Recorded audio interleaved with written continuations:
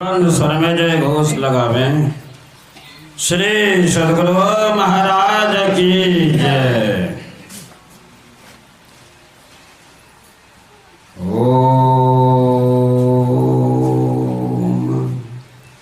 अखंड मंडलाकारं व्याप्तं येन चराचरं तत्पदं दर्शितं येन तस्मै श्री गुरुवे नमः। येन तस्मै श्री गुरुवे नमः। श्री सद्गुरु महाराज की जय। सृष्टि के कण कण में सद्गुरु व्यापक, उनके चरणों में कोटि सा नमन। आवे धर्म प्रेमी सजनों, भक्तमती माता बहनों को भी नमन है। अभी आप लोग पाठ के क्रम में सुन रहे थे। पाठ हुआ सत्संग योग भाग 1 से वेद मंत्र और योग शिखोपनिषद से सुन रहे थे। संत कबीर साहब की वाणी सुने, परमाराध्य सद्गुरु महाराज की वाणी सुने। योग शिखोपनिषद में सुन रहे थे, ब्रह्मा जी गए सीखने के लिए। किनके पास? भगवान शिव के पास सीखने के लिए गए। वो कौन सी बात? ज्ञान और योग की बात। क्यों सीखने के लिए गए? ब्रह्मा जी तो सृष्टि करने वाले, फिर भी ये सीखने के लिए गए। क्या जरूरत पड़ गया? ब्रह्मा जी को जरूरत पड़ गया, उनके बाल बच्चे पर दुख आ गया। ब्रह्मा जी ने कहा जाके शिव जी को, हे देवों में देव महादेव, कहने कृपा करें कि मैं परमात्मा के आदेश से सृष्टि कर दिया हूं। जीव त्राई त्राई कर रहे हैं, वो मनुष्य मात्र सुखी कैसे होंगे? लेकिन मैं सुन रखा हूं, कोई ज्ञान को लेके चलता है, कोई योग को लेके चलता है। आपके विचारा अनुसार क्या है? भगवान शिव ने कहा कि योग हेनम कथम ज्ञानम मोक्षतम भवति भो योगोपे ज्ञानिनस्तु न क्षमो मोक्ष कर्मणि तस्मात् योगम च मुमुक्षु धर्मभ्यसे। भगवान शिव ने कहा, हे ब्रह्मा जी, अच्छा हुआ मेरे पास आ गए। जैसे योग के बिना मोक्ष कार्य में सामर्थ्य नहीं हो सकता, उसी तरह ज्ञान के बिना मोक्ष कार्य में सामर्थ्य नहीं हो सकता। ज्ञान और योग दोनों चाहिए, ये भगवान शिव कहते हैं। तो ब्रह्मा जी ने कहा कि दोनों क्यों चाहिए?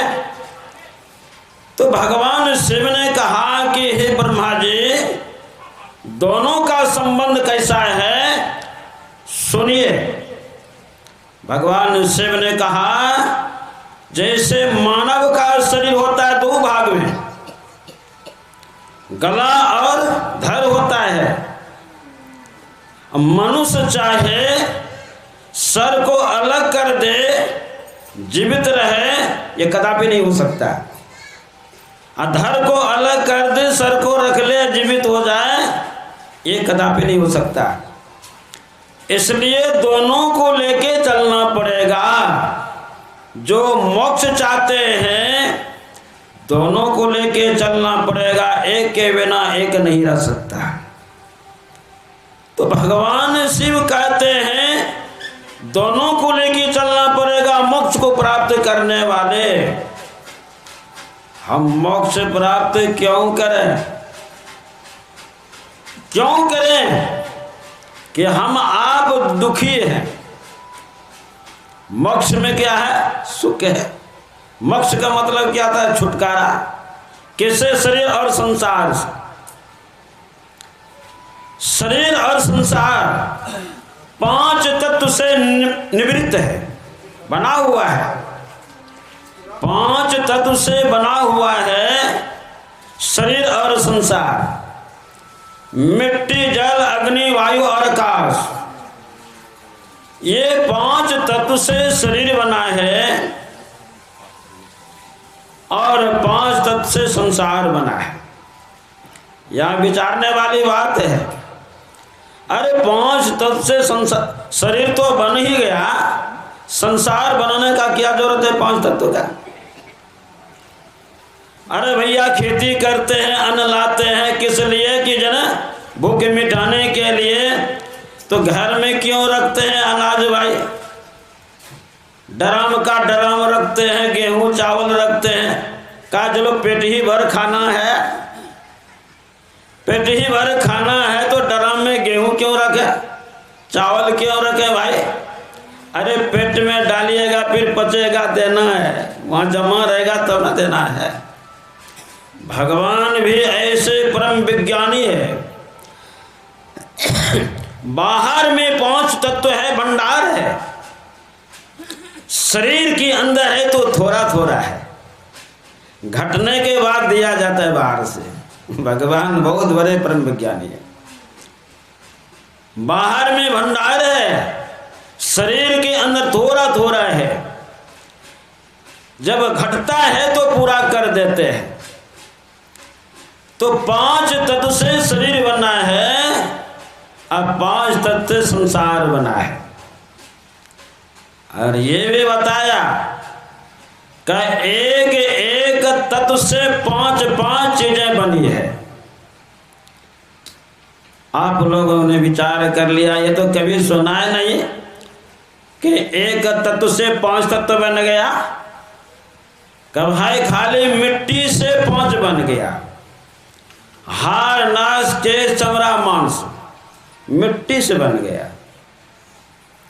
जल से बन गया, रस, रक्त, मेद, मज्जा, वीर्य, ये सब बना 5 तत्व।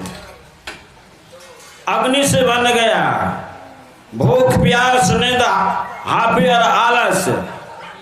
हवा से चलना, बोलना, सिकुड़ना, बल करना, पसरना। आकाश से काम, क्रोध, लोभ, मोह, अहंकार। ये 25 प्रकृति हो गई। तो कहते 5 तत्व से शरीर बना और संसार बना। और शरीर और संसार के अंदर आ गए और हम आप दुखी हो गए। शरीर और संसार में बंधा करके दुखी हो गए। धरो और जाओ अपने तुम बैठो।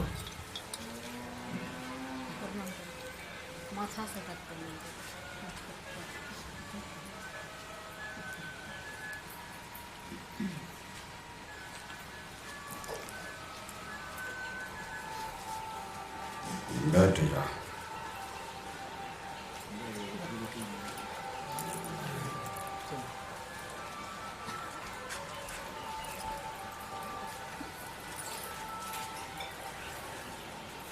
श्री सद्गुरु महाराज की जय।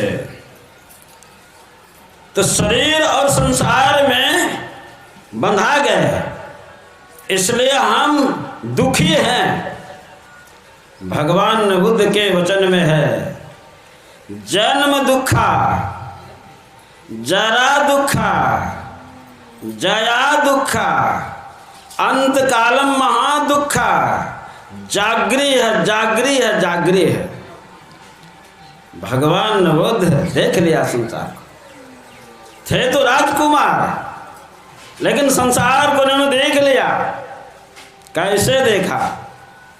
बुद्धत्व को प्राप्त कर लिया और देख लिया कि जन्म दुखा, जरा दुखा, जया दुखा, अंत कालम महादुख दुखा जागृह जागृह। हे मानव, जन्म लेते हो ये भी दुख है, तुम्हारा बुढ़ापा आएगा वहां भी दुख होगा, मां की पेट में रहते हो वहां भी दुख होता है, जब मरने लग जाते हैं तो वहां तो महा दुख होता है। क्या कहते हैं कि हाय बेटा मैं जा रहा हूं, जा रही हूं, अब संभालना। जब उधर से जमदूत मारता है का बहुत दुख हो रहा है, जीव नहीं निकलता है शरीर से, भयंकर दुख होता है, कष्ट हो रहा है और निकल नहीं पा रहे। अंतकालीन महादुखा जागृह जागृह। भगवान बुद्ध कहते हैं ये सब नहीं हो तो अपने को जागृत करो, जगाओ। तो सोए हो, कहां सोए? मोह नशा सब सोवन हारा। देखिए सपन अनेक प्रकारा, मोह के नशा में सोए हैं और स्वप्न देख रहे हैं, अनेक प्रकार का स्वप्न देखते हैं, ये करेंगे वो करेंगे, ये करेंगे वो करेंगे, उसके बाद देखा जाएगा। अब मरने के बाद में कौन जानता है?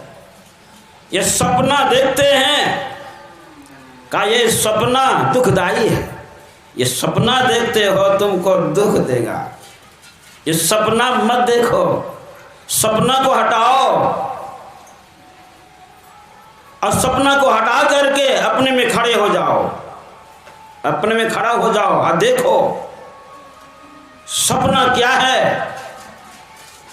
संसार क्या है, परमार्थ क्या है, देखो सपना। जब अपने आप में खड़ा हो करके जब देखिएगा पता चलेगा कि सही में जन्म दुखा है, जरा दुखा है, दया दुखा है और अंधकाल महा दुख होता है। जागृत करना है। स्वामी विवेकानंद की शिष्या कहती है हम आपको संसार के लोगों को उठो, जागो, संघर्ष करो और तब तक संघर्ष करो जब तक अपने लक्ष्य तक नहीं पहुंच जाते हो, तब तक संघर्ष करते रहो। बात पर ध्यान दीजिएगा। विवेकानंद की शिष्या कहती को उठो तब जागो। अब पहले हम लोग जगते तब उठ के बैठते, लेकिन वहां कहते कि नहीं, पहले उठो तब जागो, संघर्ष करो, लड़ाई करो, तब तक लड़ाई करते रहो जब तक कि अपने लक्ष्य तक नहीं पहुंच जाते हो। इसका तात्पर्य है, उठने का तात्पर्य है हम इंद्रियों के घाटों में वो गिर गए, फंस गए, सही में अपने में नहीं है, अज्ञान चक्र में रहना चाहिए, वहां नहीं है, इंद्रियों घाटों में आ गए, गिर गए। और उसको कहता उठो जो गिरा हुआ है। बच्चा जब गिरता है ना, का बेटा उठो, जब उठने लायक नहीं होता है तो उसको उठाते हैं, जब उठने लायक होता है का बेटा उठो, कोई बात नहीं है, तो कहते उठो। मनुष्य कैसा है? उठने लायक है। अब पशु है उठने लायक नहीं है, उसको उठाता है, कहाँ देता है, उसको उठा करके गड्ढा में देता है, तो कभी कीड़े मकोड़े में देता है, इधर से उधर करता है। लेकिन मनुष्य का कहते हो उठो, जो अपने से उठोगे तुमको मोक्ष मिलेगा। तो कहते उठने के लिए कहते माने इंद्रियों के घाटों में पड़ करके हम दुखी हैं, इंद्रियों के घाटों से ऊपर उठना है। कहां जाना है? उठ के अज्ञान चक्र में प्रवेश करना है, अज्ञान चक्र में बैठ जाना है, बैठ जाना है। और जब तक इंद्रियों की घाटों में आप रहेंगे, कभी सुखी नहीं रह सकते। कहा है 14 इंद्रियां हैं, 14 इंद्रियां जहां आपके ऊपर हैवी है और हम आपको फंसा के रखे हैं, वह कैसे सुखी रह सकते हैं? आपको भैया 5 बेटा है तो तबाह है, और 10 बेटा हो जाए तो कितना तबाह रहिएगा, अब 20 बेटे हो जाए तो फिर क्या होगा?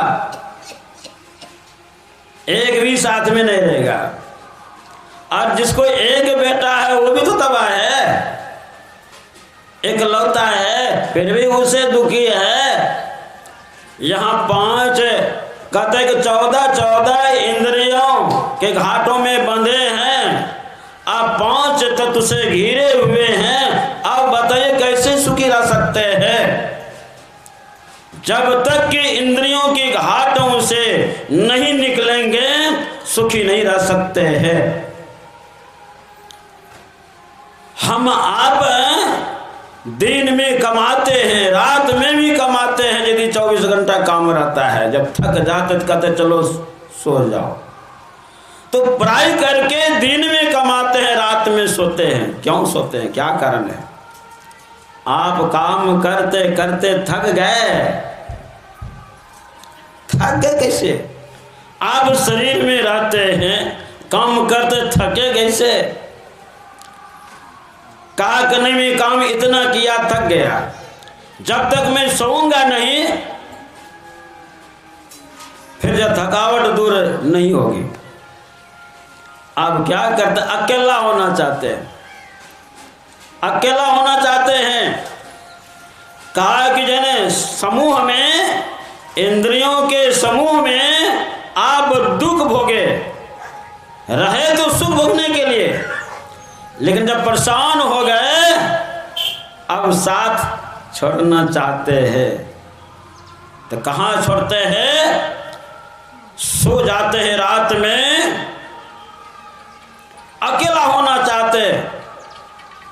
लेकिन संजोग क्या होता है? अकेला नहीं होकर के कंठ में आ जाते हैं, तो 10 इंद्रियां से छूट गए। 5 ज्ञाने इंद्रियां का, 5 कर्म इंद्रियां। ज्ञाने इंद्रियां है आंख, कान, नाक, जिह्वा, त्वचा है, ये ज्ञान करने वाली इंद्रियां है। हाथ, पैर, गुदा, लिंग, मुंह, ये कर्म इंद्रियां है, ये कर्म करता है। तो कहते 14 इंद्रियां वहां आपसे छूट गया, तो बंधे गए किसमें? 4 अंतःकरण, मन, बुद्धि, चित्त, अहंकार है। इसके घेरे में वहां पर है। कहां? कंठ में जब आप जाते हैं, स्वप्न देखते हैं, वहां भी आप सुखी नहीं है, वहां भी दुख देख रहे हैं। मुझे कोई पकड़ लिया, बदमाश पकड़ लिया, मुझे अब तो ले जा रहे पकड़ करके गरासी से कुटियाएंगे, वहां रो रहे हैं, कोई बचाने वाला आ जाए, लेकिन कोई बचाने वाला नहीं है, एकांत में है, कौन रक्षा करने वाला है? यही तो सपन में देखा राजा जनक ने। बहुत बड़े राजा थे, इस स्वप्न देखा को कोई राजा चढ़ाई कर दिया, पकड़ लिया, सारे वस्त्र को उतार दिया, विष्टि बना करके राज से बाहर कर दिया। कहा कोई इससे बात नहीं कर सकते हो। और जब जाने लगे, दूसरे राज में प्रवेश कर गए, भूख लग गई। अब आगे बढ़ते एक आदमी आ रहा था, कहा भाई क्या भोजन मिलेगा, मुझे बहुत जोर से भूख लगी है। कहा जाओ जाओ भाई, आगे खिचड़ी बढ़ रही है। वहां जाते हैं तो खिचड़ी बढ़ चुकी थी। कहा भैया भोजन मिलेगा? कहा खुरचन है। बताइए सपन में कितना दुख होता है। कहा खुरचन है। अब वहां पर भी कहते हैं कोई बात नहीं भैया, बहुत जोर से भूख लगी है, खुरचन ही दे दीजिए। वह बेचारे खुरचन ही लेकर के वह खिचड़ी हाथ में देते हैं। जैसे हाथ में लेते हैं, चिल्ल झपट्टा मारती है, वह खिचड़ी जन धरती पर गिर पड़े, ये चिल्ला जाते हैं हाय दुख, ये खिचड़ी भी नसीब में नहीं, तब तक जग जाते हैं। अब रानी जो बगल में सोई थी, चिल्लाते जब देखे तो झिकझोर करके उठा देती है, और राजा उठ करके बैठ जाते हैं। कहा ये सत्य की वो सत्य। अब देखिए, सपना में भी गए, वहां दुख ही दुख है, और यहां पर राजा बने हुए हैं, लेकिन वहां स्वप्न देखते हैं तो भारी दुख, राजा पकड़ लिया, रात से बाहर कर दिया, वह खिचड़ी भी नसीब में नहीं। ये सत्य की वो सत्य। अष्टावक्र को गुरु बनाए, और अष्टावक्र ने पूछा राजन क्या बात है? कहा ये सत्य की वो सत्य। आंख बंद करते हैं, अष्टावक्र समझ गए कि राजन ये बताओ कि स्वप्न में गया था ना? कहा कि हाँ। तो स्वप्न में क्या देखा? कोई राजा चढ़ाई कर दिया ना? कहा कि हाँ। और तुमको पकड़ लिया ना? कहा कि हाँ। सारी वस्त्र को उतार दिया ना?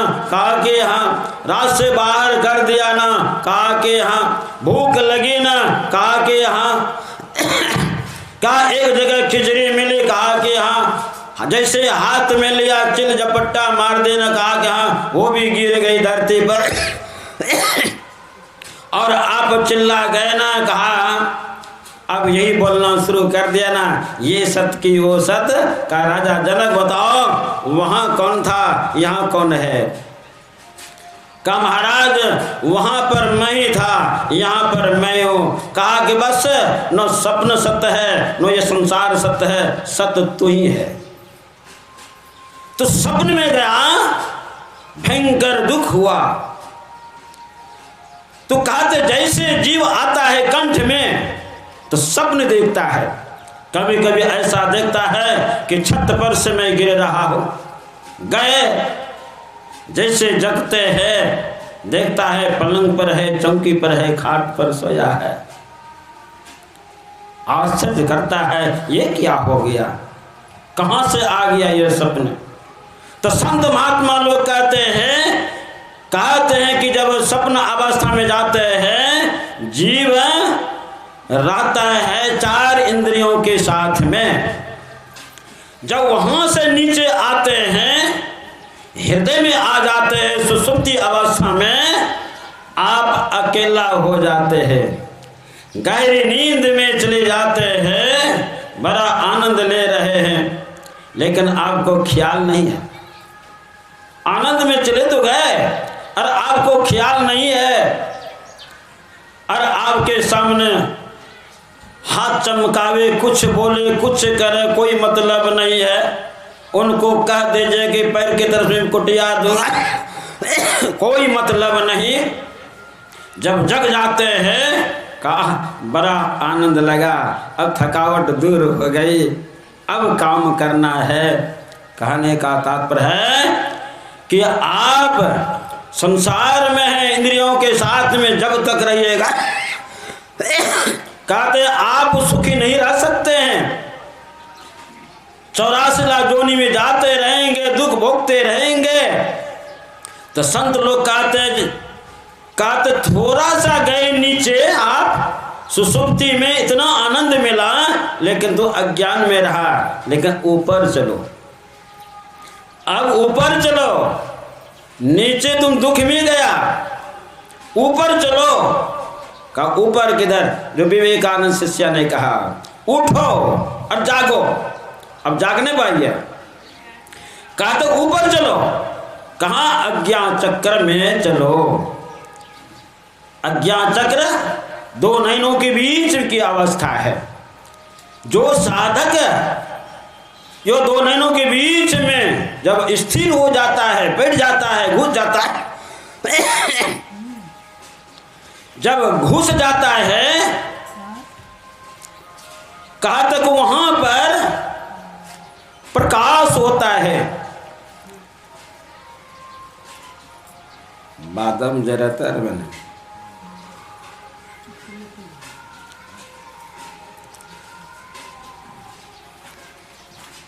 जब अज्ञान चक्र में प्रवेश कर जाता है वहां प्रकाश का पुंज उदय होता है। जब प्रकाश होता है तो क्या होता है? 14 इंद्रियां छूट जाती है, 4 इंद्रियां के साथ में रहते हैं, मन बुद्धि चित्त अहंकार। मन बुद्धि चित्त अहंकार के साथ में रहते हैं। वहां पर जब प्रकाश में जब चले जाते हैं, प्रकाश के पुंज में प्रवेश कर जाते हैं, तो कहते हैं कि 10 इंद्रियां छूट जाती है, ज्ञाने इंद्रियां, कर्म इंद्रियां, 4 इंद्रियों के साथ में रहते हैं। महापुरुषों ने कहा कि वहां भी अभी आप दुख में है। जैसे सपने में गया दुख देखा, ठीक आप भी वहां पर दुख में ही हैं।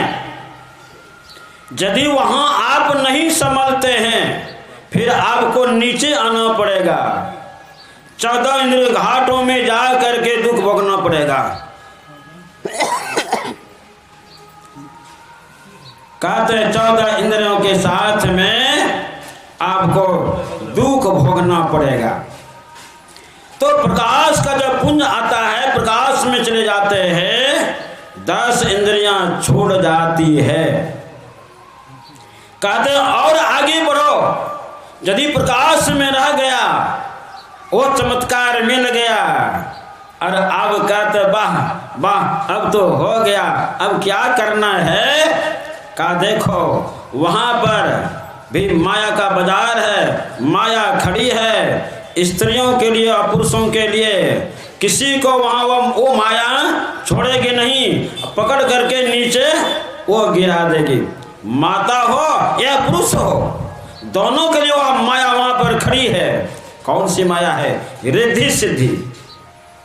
रिद्धि सिद्धि, और रिद्धि सिद्धि के फेरे में बढ़ गए, माताएं बढ़ गई या पुरुष बढ़ गए, आपको नीचे ही गिरा देगा। मैं उदाहरण बतलाता हूं। दखली में एक माता थी, आकर के रोने लगे मेरी बात। कहा बाबा सब खो गया। मैं कहा क्या हो गया? कहा मैं देखती थी लेकिन खत्म हो गया। कहा तू बता दिया किया किसी को, चमत्कार दिखला दिया? कहा यही हो गया। कहा भजन वेद में नहीं बताया था, किसी को कहना नहीं? कहा यही तो दिमाग में नहीं रहा। एक माता रोने लगे, मेरा बेटा आने वाले थे, क्यों नहीं आया अभी पंजाब से? तो उनको वो दृष्टि खुल गई थे, वो बता दी। कहा तुम्हारा बेटा तो आ रहा था 10,000 रुपया कमा के, लेकिन बदमाशों ने नशा दे करके ले लिया, और वह भटक रहा है, लेकिन आ जाएगा, ठीक हो जाएगा। बेटा तो आ गया, मेरा प्रकाश चला गया, देखना बंद हो गया। मैंने कहा कबीर साहब की पंक्ति है, प्रवचन में नहीं सुनी? गंगा जबन बिचरे तवा माले बाग लगाया हो। गंगा जबन बिचरे तवा, दो नैनों के बीच में रेत है, दो नैनों के बीच में वो रेत है। गंगा जबन बिचरे तवा माले बाग लगाया हो।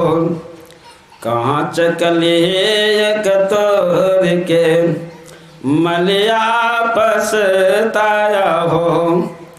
कांच कलियक तोड़ के मलिया पछताया हो। अरे भैया प्रकाश आ गया, किसी को कह दिया था आप तोड़ दिए। तोड़ो मत, कहो मत, लेकिन माताएं सब बहुत भोली भाली होती है। बाबा पोता नहीं होता है, आशीर्वाद दीजिए ना। बेटा नहीं होता है, आशीर्वाद दे दीजिए ना। इतना धन दौलत है, कौन देखभाल करेगा? मैं कहता हूँ भजन वेद में क्या आपको कह दिया बताने? कहा क्या नहीं? कहा मुझको क्यों कहते बताने? मुझको क्यों कहते बताने? अरे भगवान गुरु महाराज से मांगो, मुझसे क्यों मांगते हो? मेरे देने से नहीं होगा, गुरु महाराज देंगे, सब कुछ हो गया। वह पछताने लग गई। कहते जैसे प्रकाश के पुंज में जाता है बड़ा घुट घुट करके रह जाता है। जैसे दंपति जीवन में जीते हैं, दंपति जीवन की बात किसी को नहीं कहा जाता है, उसी तरह जो प्रकाश में चला जाता है कुछ देखा जाता है, घुट घुट करके रहना पड़ता है।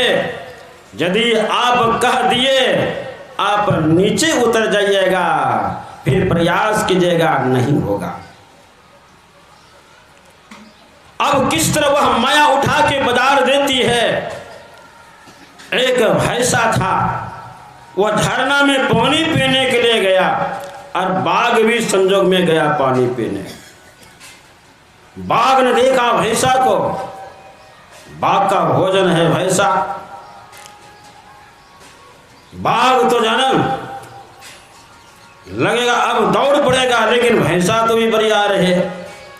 भैंसा देखा मेरी तरफ कूद पड़ेगा, छलांग लगाएगा, भैंसा भी अस्थिर हो गया सामने, बाघ भी सामने है, दोनों आमने सामने है। बाघ भी देख रहा है ये भी ताकतवर है लेकिन मेरा भोजन है, यह भैंसा भी देख रहा है। देखते देखते कब तक देखता रहेगा। अब भैंसा देखता है अब मुझसे नहीं सकेगा, अब उलट करके चलो। भैंसा उल्टा, बाघ इतना छलांग मार दिया ना, उठा के फेंक दिया भैंसा को, दोबारा कर दिया तेवारा में, भैंसा को मार दिया और खा गया। ठीक संत महात्मा लोग कहते हैं कि भैंसा की तरह बुद्धि रखे, आपके अंदर में प्रकाश का पुंज हो गया और सबको बताना शुरू कर दिए, यानी ऊपर नहीं जा करके पीछे उलट गए। वह माया रूपी बाघ जब छलांग मारेगा ना उठा के बिग देगा, कीचड़ में गिर जाइएगा। तो कहते प्रकाश का पुंज होता है, लेकिन वहां चार इंद्रियों के साथ में रहते हैं। फिर आगे बढ़ना है, सार शब्द को जब पकड़ लेते हैं वहां सब इंद्रियां छूट गए, आप सार शब्द को पकड़ लिए, आपका कोई अब दुश्मन नहीं रहा, आप हो गए अकेले, आप अकेले हो गए और आपको वही सार शब्द समाधि को दिला देंगे, समाधि प्राप्त कर लेंगे, मोक्ष मिल जाएगा। यही सब व्यवस्था के लिए ये सत्संग किया जाता है और सत्संग के द्वारा ज्ञान होता है, योग और ज्ञान सीखा जाता है, योग और ज्ञान के द्वारा मोक्ष प्राप्त किया जाता है और सारा दुख समाप्त हो जाता है। इसलिए भगवान बुद्ध ने कहा अरे मैंने देख लिया, दुख को देख लिया, दुख से पार हो गया। कहते जन्म दुखा, जरा दुखा, जया दुखा, अंत कालन महादुखा, जागृत जागृत जागृत करो। तो भगवान शिव ने कहा ज्ञान और योग दोनों को लेके चलना पड़ेगा। और ज्ञान चार तरह के बताया। ज्ञान का मतलब होता है जानना, योग का मतलब होता है जोड़ना। तो ज्ञान चार प्रकार के होते हैं, श्रवण ज्ञान, मनन ज्ञान, निध्यासन ज्ञान और अनुभव ज्ञान होता है। श्रवण ज्ञान आग के समान होता है। जैसे आग कहीं पर रखी है, 2-4-10 बाल्टी पानी दे दीजिए, आग बुझ जाएगी। कोई सत्संग में आए, सुनने और सुन करके रह गए, विषय रूपी पानी वह पढ़ने के बाद में ज्ञान लोप हो जाएगा। फिर आप कहेंगे क्या मैं सुना, क्या सुने, समझ में नहीं आएगा, खत्म हो गया। तो कहते श्रवण ज्ञान आग के समान, मनन ज्ञान बिजली के समान। यह भी ये बिजली है, बिजली को कहिएगा आग से बुझा दें, समाप्त कर दे, नहीं होगा। मनन ज्ञान बिजली के समान होता है और ये बिजली को, करंट को पानी के द्वारा आप शांत नहीं कर सकते और विशेष हो जाएगा। तार जो है ना खुला है, यदि आप लोटा से पानी देंगे आपको करंट मार देगा, वह बढ़ जाएगा, पावर बढ़ जाएगा। मेरे पिरजपुर में रात में आग कोई लगा दिया कि अपने लग गया कि बिजली से लग गए, और कोई आदमी देखा कह दिया कि आपके घर में आग लग गया, आग बका करके उठा, नौजवान भी था, घर में पानी था, बाहर से भी कोई दिया, नौजवान देना शुरू कर दिया, वो नहीं देख पाया, वो बिजली का तार जो है ना वो गिरी हुई है, नहीं देख पाया, वो धरती पर वो नंगी तार, और पानी दिया, धरती भिज गया, अब पानी से करंट आ गया, लड़का उसी जगह समाप्त हो गया। तार में सटा नहीं कि धरती से लगाओ से वो करंट पकड़ लिया, वो तमाम हो गया, देखता है तो मर गया। तो कहते हैं कि मनन ज्ञान बिजली के समान होता है। यदि आप सुन करके मनन कर लेते हैं, ये उधेर बुंद करेगा, विचार करते करते करते करते निध्यासन ज्ञान में आप आगमन करना शुरू कर दीजिएगा। निध्यासन ज्ञान बड़ वाला अग्नि के समान होती, समुद्र में पाया जाता है। कभी कभी आपने सुना होगा का समुद्र में आग लग गई, मैं भी सुना था समुद्र में आग, मैं सोचा है समुद्र में आग कैसे लगेगा, पानी है पानी है, लेकिन परमात्मा बहुत बड़े वैज्ञानिक है, समुद्र में आग नहीं देंगे, पानी में पूरा संसार भर जाएगा, मर जाएगा जीव जंतु। पनसोखा बना दिया, अब पनसोखा पर पनसोखा, 7 समुद्र, एक समुद्र ने 7 समुद्र। कोई वक्ता ने कहा जैसे पानी समुद्र मिल करके समुद्र हो जाता है, उसी तरह जी परमात्मा में मिल करके परमात्मा हो जाता है। गुरु महाराज कहते हैं कि समुद्र में पानी जाता है नदी का तो समुद्र हो जाता है, शांत हो जाता है, तो कौन सा समुद्र है, यही सा समुद्र है। तो कहा हुजूर नहीं जान, कहा देखो प्रशांत सागर, प्रशांत सागर में जब चला जाता है तो पानी शांत हो जाता है। उसी तरह जीव जब परमात्मा को प्राप्त कर लेता है वह जीव शांत हो जाता है। तो कहते कि वह समुद्र में आग परमात्मा ने दिया, का जो भी बेसी पानी होता है आग लग जाती, शोषण कर लेता है। तो जो करते हैं अभ्यास करते हैं निध्यासन ज्ञान, कहते निध्यासन ज्ञान में जो कुछ अनुभव होता है पूरे अज्ञानता को नाश नहीं करता है, बाकी ही रह जाता है अनुभव ज्ञान। अनुभव ज्ञान महाप्रलय के समान होता है। अनुभव ज्ञान कहते हैं आत्मज्ञान को, जिनको आत्मज्ञान हो जाएगा संसार का सब दुख समाप्त हो गया, संसार का सब दुख समाप्त हो गया, फिर उनके पास कोई दुख नहीं रहेगा। यही तो भगवान बुद्ध ने कहा परमात्मा से कहा, हे परमात्मा मैं निर्वाण को प्राप्त कर लिया, आप निर्माण नहीं कर सकते, आप मुझे बना नहीं सकते हैं, मैं खुद ही वो परमात्मा स्वरूप हो गया। तो कहते जो आत्मज्ञान को प्राप्त कर लिया वह परमात्मा मय हो जाता है, फिर संसार में आता नहीं है। इसलिए कहते हैं परमात्मा होने के लिए कहते ज्ञान और योग की आवश्यकता होती है। तो कहते कहाँ योग करना है, गुरु महाराज की वाणी में आए, योग हृदय में वास नाम, तन वास है तो क्या। गुरु महाराज कहते हैं जिसका योग हृदय में वास नहीं हुआ, तन वास है तो क्या।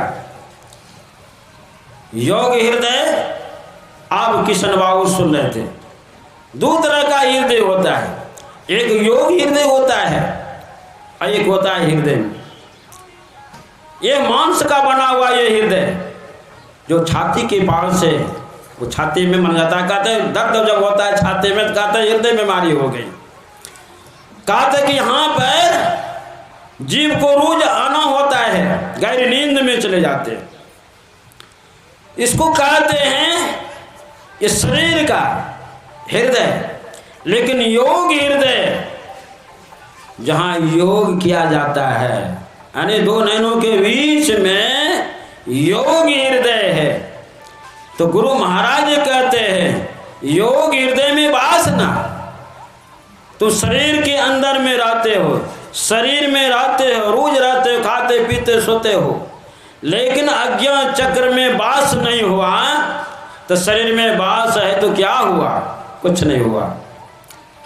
खाने पीने के लिए तुम्हारा यह वास है, कहते योग हृदय में वास करो।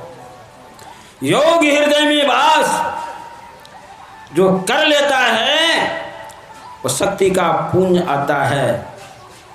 लेकिन बहुत लोग बाहर में योग करते हैं, कोई भीतर योग करते हैं, बाहर में योग करते हैं हठ योगी, और अंदर में योग करते हैं राजयोगी। राजयोगी राजा लोग भी कर सकते हैं, कोई कष्ट नहीं। बाहर में करते हैं हठ योगी। एक हठ योगी थे, और करते करते इतना अभ्यास कर लिया था कि किसी के ऊपर दृष्टि लगाने के बाद में उसको मार देता था, मार देता था।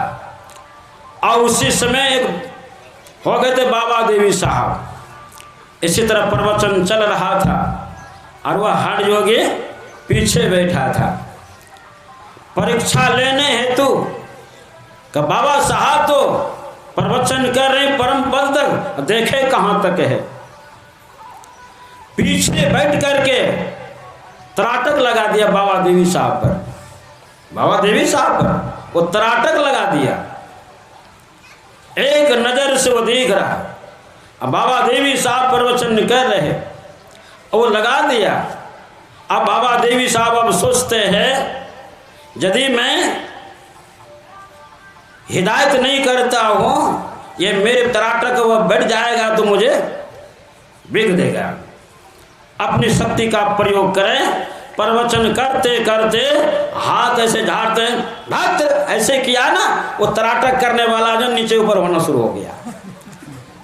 तराटक करने वाला नीचे ऊपर होने लग गया। लोग कहा भूत पकड़ लिया कि भूत पकड़ लिया। बाबा देवी साहब कहते ये मूर्ख, तराटक सीख लिया और मेरे पर तराटक लगाया, और ये नहीं जान पाया कि ये कहाँ तक है, इसलिए मैंने हाथ झाड़ दिया, ये नीचे ऊपर होना शुरू हो गया।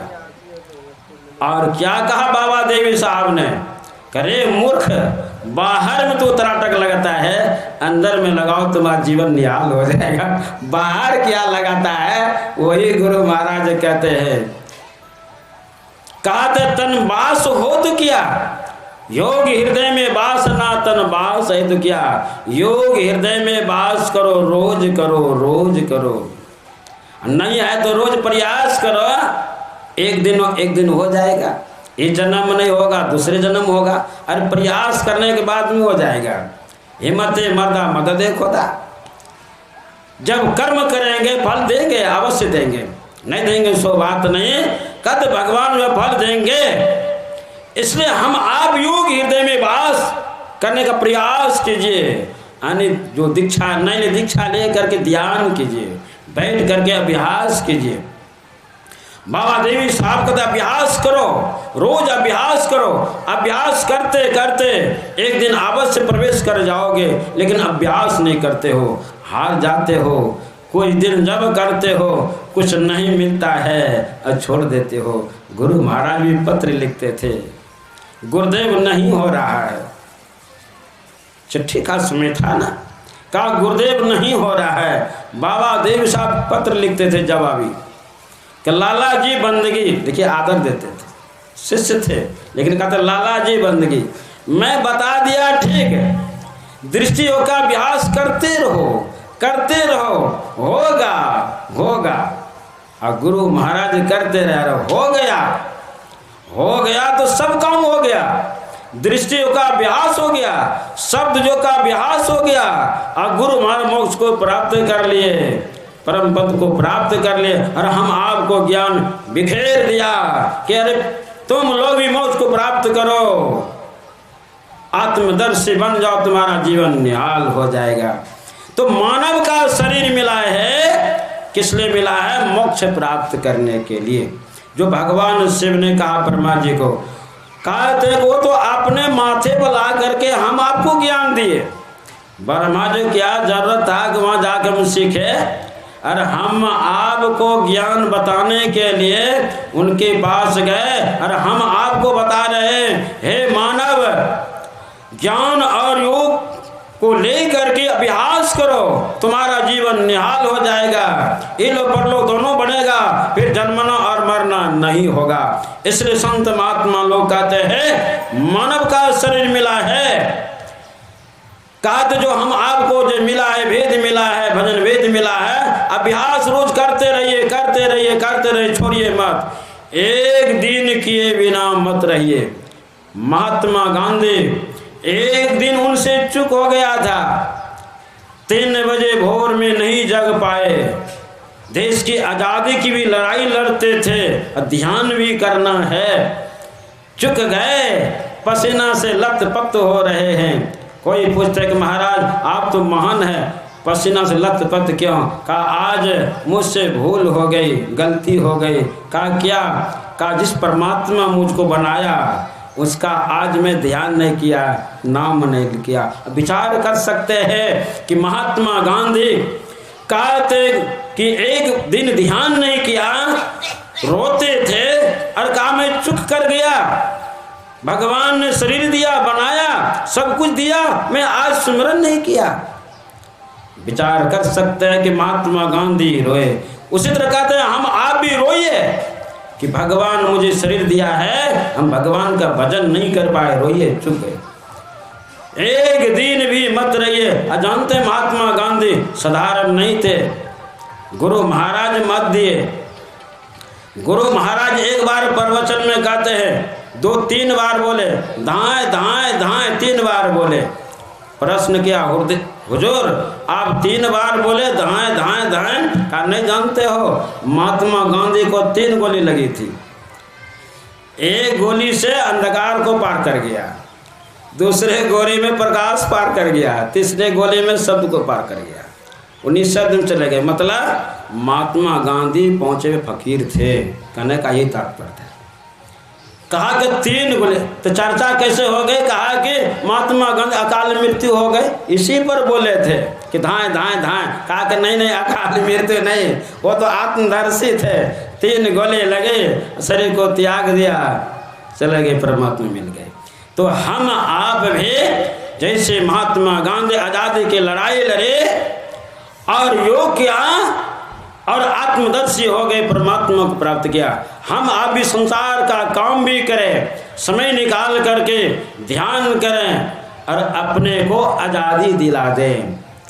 यहाँ तो संसार को कहते शारीरिक संबंधी आज़ादी मिला, देश की आज़ादी मिले, लेकिन गुरु महाराज कहते हैं ये जीव है, इसको आज़ादी दिला दो सदा के लिए, न यह जन्मेगा न शरीर बदलेगा, कहते एक समान हो जाएगा, जन्म मरण के चक्कर में नहीं आएगा। वही गुरु महाराज कहते हैं होगा यही शरीर से, यही मानुष दे समैया में करूँ परमेश्वर में प्यार, दूसरा कोई उपाय नहीं है। और समय हो गया है, आगे नहीं बढ़ना है। ये देखिए ये सत्संग का कार्यक्रम हमारे ब्रज किशोर बाबू, मैंने पहले रात में कहा था, कहा ब्रज किशोर बाबू दोनों प्राणी चुपके साधे थे, लेकिन जगाने वाले हो गए सुपुत्र सुपुत्री। हम लोग छुट्टी करके आए हैं, रहेंगे 4-5 दिन, सत्संग करा लीजिए पप्पा, करा लीजिए। तब कहा था ठीक है, कहा नहीं फोन कीजिए बाबा को, फोन किया मुझे, तो समय था दे दिया। आदि के सत्संग बहुत अच्छे ढंग से हो गया संपन्न। तो कहते ब्रज किशोर बाबू सारे परिवार सब मिल करके ये किए, बहुत उत्तम काम किए। गुरु महाराज में प्रार्थना करता हूँ ऐसे साल में करा ले, बहुत उत्तम रहेगा। ये पूंजी जो है ना अमरता का पूंजी है। जो सत्संग कराते हैं, वचन को सुनवाते हैं, कहते कि ये ज्ञान यज्ञ है, ज्ञान होता है, इसमें खिलान पिलान जो करते हैं ये बहुत बड़ा पुण्य होता है। जो भगवतानंद बाबा से सुन रहे थे, जब दान करता है तो वहाँ मिलता है।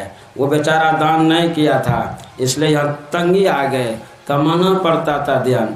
तो यहाँ आप सत्संग कराते हैं, खिलाते पिलाते दान करते हैं, आपकी वहाँ व्यवस्था बहुत अच्छी रहेगी। आपको कुदारी उतना नहीं चलाना पड़ेगा, उतना मेहनत नहीं करना पड़ेगा। भगवान ऐसे जगह पर देंगे, चकाचक रहिएगा, कमाया हुआ मिलेगा, थोड़ा बहुत काम कीजिएगा, ध्यान भजन करते रहिएगा, चकाचक रहेगा। तो मैं यही कहता हूँ कि ब्रज किशोर बाबू आप सब परिवार साल में जरूर सत्संग करा लीजिए और नित्य प्रतिदिन ध्यानाभ्यास करते रहे। ये गुरु महाराज से मैं प्रार्थना करता हूँ, सत्संग भजन करते रहे और आप लोग भी ये सुनने के लिए आए, बड़ा श्रद्धा प्रेम से सुने, ध्यान दे करके सुने। मैं गुरु महाराज से प्रार्थना करता हूँ कि आप लोग अंदर में भक्ति भाव बसे रहे, प्रेरणा जगे, ध्यानाभ्यास करें। ये दोनों के प्रति मैं गुरु महाराज से प्रार्थना किया। बोलिए श्री सद्गुरु महाराज की जय।